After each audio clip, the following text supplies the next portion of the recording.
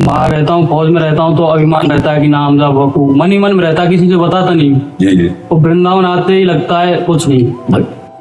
अब मेरे में भक्ति, हाँ कहते हैं ना कि वो ऊंट जब पहाड़ के नीचे आता है तो उसको लगता है लेकिन मेरी लंबाई कुछ चले है ले, क्योंकि वृंदावन तो भजन करने वालों का ये गढ़ है। एक से एक भजनानंदी, यहाँ भजन के परम गोपी जनों से लेकर अभी तक एक से एक प्रेमी महात्मा। तो जब हम यहाँ आते हैं तो हमारा अहंकार गलित होता है, तो हमें लगता है यार मेरी भक्ति क्या, मेरा भजन क्या। अपने को शून्य में देखते हैं हम। ये बड़ी कृपा है कि हम अपने को शून्य में देखने लगे, अपने को अभिमान रहित। जहाँ हम संसारी पुरुषों में रहते हैं तो उनको जब देखते हैं तो लगता है उनसे श्रेष्ठ तो हम ही हैं, नाम जप करते, भक्ति करते। और जब यहाँ बड़े भक्तों को देखते तो लगता है हमारी भक्ति क्या है इनके आगे, जिन्होंने जीवन समर्पित करके रात दिन भजन में लगे हैं। तो ये तो प्रभाव है यहाँ का, लेकिन इसमें और भक्ति बढ़नी चाहिए, निराशा तो नहीं आनी चाहिए। निराशा आती है क्या? आत्मविश्वासहीन हो जाता हमारा। नहीं नहीं, आत्मविश्वास तो रखना है। आत्मविश्वास चला गया तो फिर रह क्या जाएगा अपने पास। आत्मविश्वास से तो हम लड़ते हैं, चाहे बाहरी शत्रु से लड़े चाहे आंतरिक शत्रु से लड़े, हमारा आत्मविश्वास ही तो काम करता है। आत्मविश्वास बढ़ना चाहिए, अहंकार घटना चाहिए। आत्मविश्वास और अहंकार में अंतर है। अहंकार मूढ़ता लाता है और आत्मविश्वास ज्ञान प्रकाशित करता है, आत्मबल प्रकाशित करता है। अहंकार में मूढ़ता आती है, वो अहंकार ठीक नहीं जिसमें मूढ़ता हो। हाँ, मैं भगवान का दास हूँ, मैं भगवान के बल से युक्त हूँ, ये आत्मबल है। जो एक सांसारिक बौद्धिक स्तर का जो अहंकार आता है वो पतन का कार्य होता है। समझ पा रहे हो? एक भागवतिक स्तर का जो अहंकार है वो पवित्र होता है, भगवान का बल प्रदान कर। जैसे मैं भगवान का दास हूं, मैं किसी भी स्थिति में निराश, उदास, हताश नहीं हो सकता हूं। मैं हर कोशिश करूंगा, बाहरी और आंतरिक शत्रु कोई भी मुझे जैसे हमारे स्वभाव में हारना नहीं है। बचपन से हारना स्वभाव हमारा, डरना और हारना ये दो हमारे स्वभाव में, चाहे अभी काट डाले जाए, पर मतलब स्वभाव में नहीं। जैसे हमको कभी मन डरवाया ना, अब बच्चे थे गंगा किनारे, यार यहाँ भूत है, यहाँ है, वहीं खड़े हो जाते, वहीं रात रुकते। कहाँ भूत है, कौन हमें डर? कहीं कोई डर नहीं, कोई डर नहीं, केवल एक भ्रम। कोई ऐसे कौन परास्त कर सकता है? पूरा जीवन हो गया जंगल इलाका ही घूमते हुए, कोई साथी नहीं, कोई भोजन नहीं, कोई व्यवस्था नहीं, ना डर और ना हारना। जैसे हमारे कि यार यहाँ हम भूख से हार रहे हैं, नहीं, भोजन मिलने पर भी नहीं खाएंगे। 8-8 दिन नहीं भोजन किया, हारना नहीं सीखा। हम 8 दिन भोजन न मिले तो भी हमारे भजन में कोई फर्क नहीं पड़ेगा। हारना और भयभीत होना, ये दो बातें हमने नहीं सीखे, और उसी का फल है कि आज दोनों किडनी फेल हैं, फिर भी ना हम हारे हैं और न भयभीत है।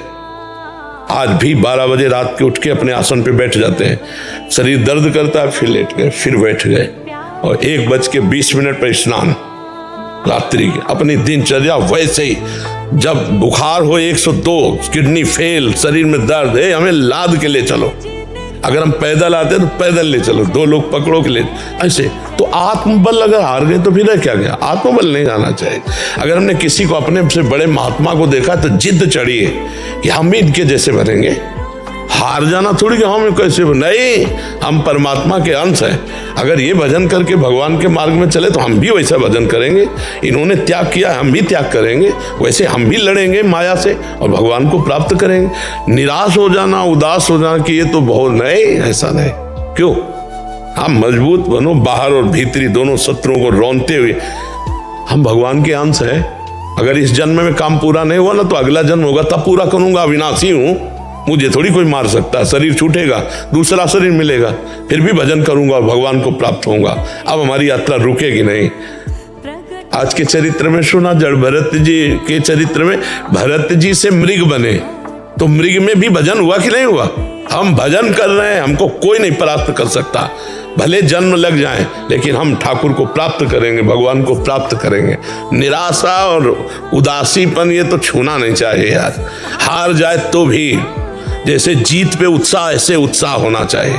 आज हार गए लेकिन कल हम विजय प्राप्त करेंगे। हम भगवान के अंश, मतलब एक बहुत स्ट्रांग चिंतन होना चाहिए, धैर्यवान चिंतन होना चाहिए। आजकल ब्रह्मचर्यहीनता और अभक्ष्य पदार्थों के खाने से ऐसी बुद्धि कमजोर हो गई, जरा जरा सी बातों में लोग निराश होकर शरीर छोड़ने के लिए तैयार है। शरीर छोड़ने के लिए लोग तैयार, मतलब यार क्या जीवन।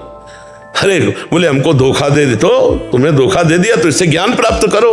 अब ऐसे व्यक्तियों का संग मत करना, शरीर छोड़ने की क्या जरूरत। बोले नहीं, हार गया तो जो तुमसे त्रुटि हुई उसे सुधार और आगे विजय सी प्राप्त कर। बोले नहीं मेरा कोई नहीं, तो परमात्मा है ना, बढ़ आगे परमात्मा को यार बना के, परमात्मा को मित्र बनाकर बढ़, देख संसार में विजय प्राप्त होती है।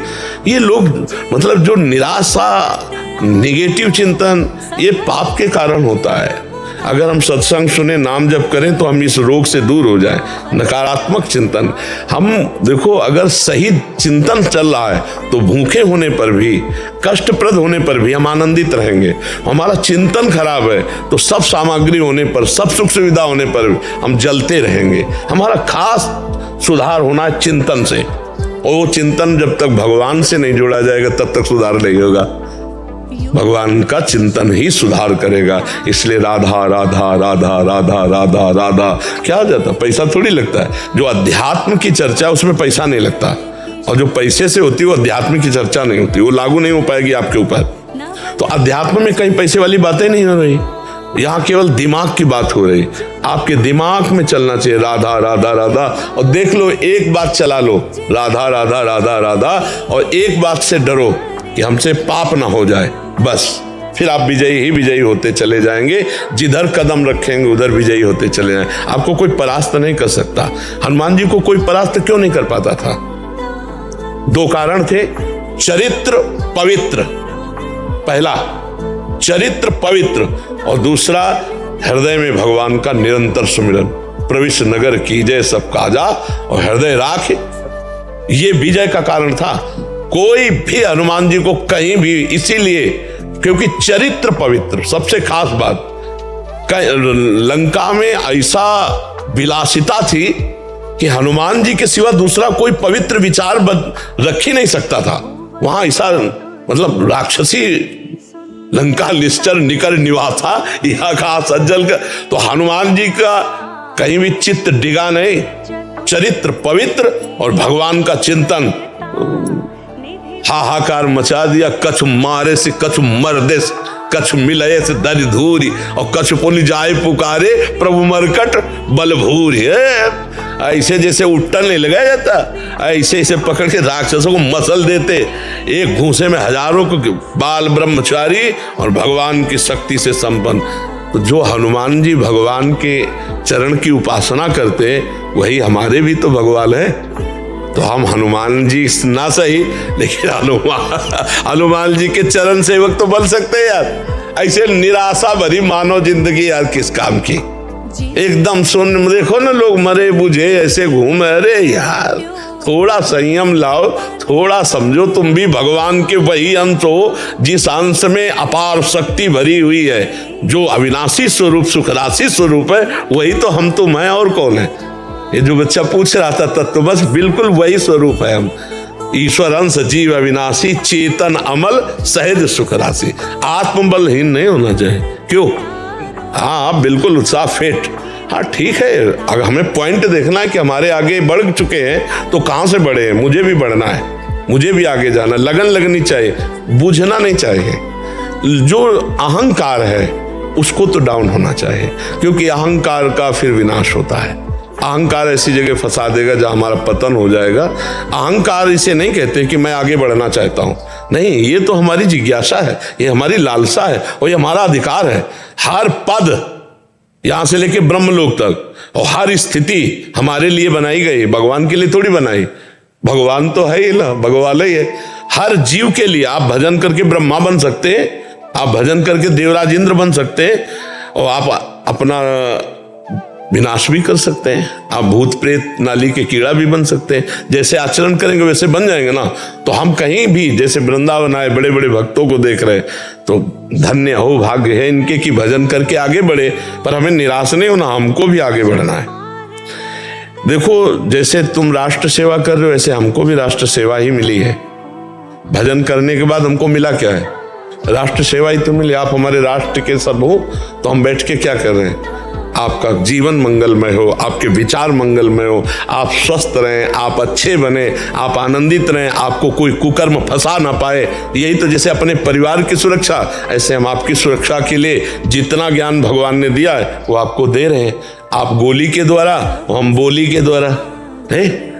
गोली के द्वारा बाहरी शत्रुओं से रक्षा कर, हम बोली के द्वारा आंतरिक शत्रुओं की रक्षा की बात। कैसे काम विजयी बनो, कैसे क्रोध विजयी बनो, कैसे सहनशील बनो, कैसे समाज प्रिय बनो, कैसे आप भगवान के कृपा पात्र बनो। यही तो चाहे, तो निराश नहीं होना ना, आत्मबल युक्त रहना है। ठीक है चेतना जी। राधे राधे। गुरुदेव आपके चरणों में कोटि कोटि प्रणाम। गुरुदेव मेरे भूतकाल को मैं कैसे भूलूं? कभी कभी बहुत डिप्रेशन में चले जाते हैं। भूतकाल को याद कौन रखता है? नहीं, भूतकाल को कौन याद रखता है? अपनी माँ के गर्भ में थे, याद है? भूतई काल तो है। कहाँ पूर्व जन्म में क्या थे, याद है? भूतई काल तो है। भूतकाल की स्मृति तुम रख ही नहीं सकते, माया मिटारती चली जा रही। परसों शाम के क्या खाया था, याद है? भूतकाल को मिटा रहा है कि नहीं मिटा रहा? हाँ, हमारी बात यह होती कि जब हमारे द्वारा कुछ जघन्य पाप हो जाते हैं, बात समझना, जघन्य पाप होते हैं जो बिल्कुल नहीं करने चाहिए। पापाचरण जब बन जाते हैं तो हमारी बुद्धि में नकारात्मक सोच, ओवर थिंकिंग, ये बढ़ जाती है। उसी से हम परेशान हो जाते हैं। अब वो चाहे भूत की हो या भविष्य की हो या कोई वर्तमान की हो, ऐसा थोड़ी केवल भूतई में लगे रहते हो। भूतई का भूत नहीं है, वो भविष्य का भी भूत है, वर्तमान का भी भूत है, पंचभूतों का भी भूत चढ़ा हुआ है। नाम जप करो, भगवान का आश्रय लेकर गलत पापाचरण मत करो, सब ठीक हो जाएगा। और भगवान से विमुख है तब लग कुशल न जीव कहूं सपने मन विश्राम। स्वप्न में भी शांति नहीं मिल सकती, जागृत की कौन कहे? भगवान से विमुख पुरुष को कभी शांति नहीं मिल सकती। इसलिए भगवान का आश्रय लो, नाम जप करो। और हमारा मन का एक स्वभाव है, वो नवम नवम बातें पकड़ता रहता है, पुरानी बातें पकड़ता रहता है, वर्तमान में कल्पना करता रहता है। हमको समय नहीं देना उसको नाम जप में लगाना। ये भूत है, इसको नाम जप में लगाओ, राधा राधा राधा राधा, अभी आनंदित हो जाओगी।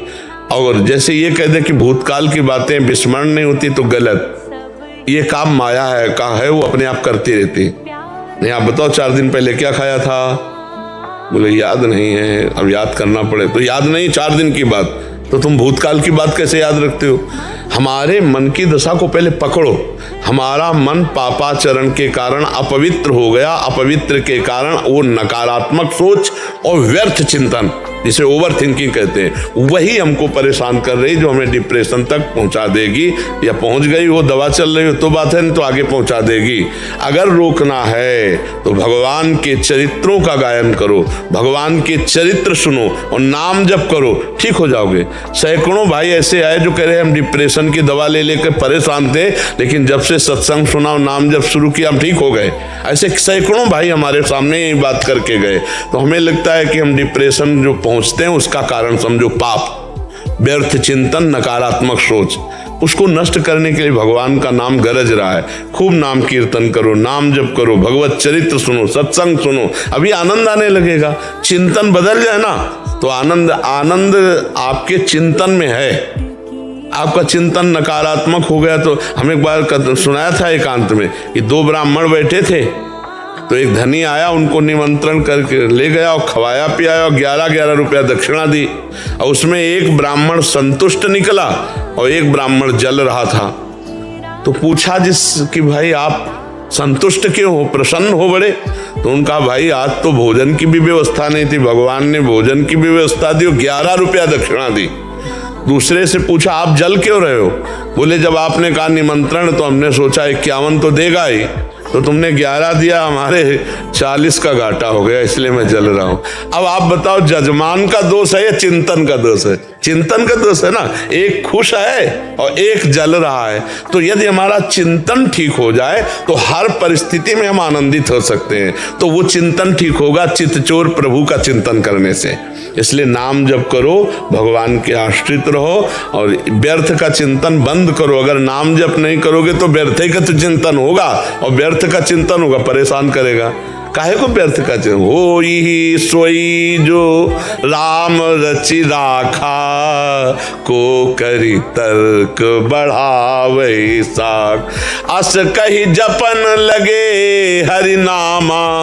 आगे कविता है, अस कही जपन लगे हरि नामा, निरंतर नाम जप करने वाले को कभी भी कोई समस्या नहीं होती। भगवान शिव भी ऐसा विचार कर वही होगा जो भगवान ने चाहा है और नाम जप करने, तो हम काहे को ओवर थिंकिंग करें, ऐसा हो गया तो, अरे भगवान है ना, नहीं ऐसा हो गया तो वो ऐसा भी भगवान है ना, कर तुम अकर तुम अन्यथा कर तुम सर्व समर्थ भगवान है। तो हमें लगता है क्यों हम कल के लिए इतना चिंतित हो जाए कि दवा खानी पड़े, ओवर थिंकिंग क्यों, नकारात्मक सोच क्यों।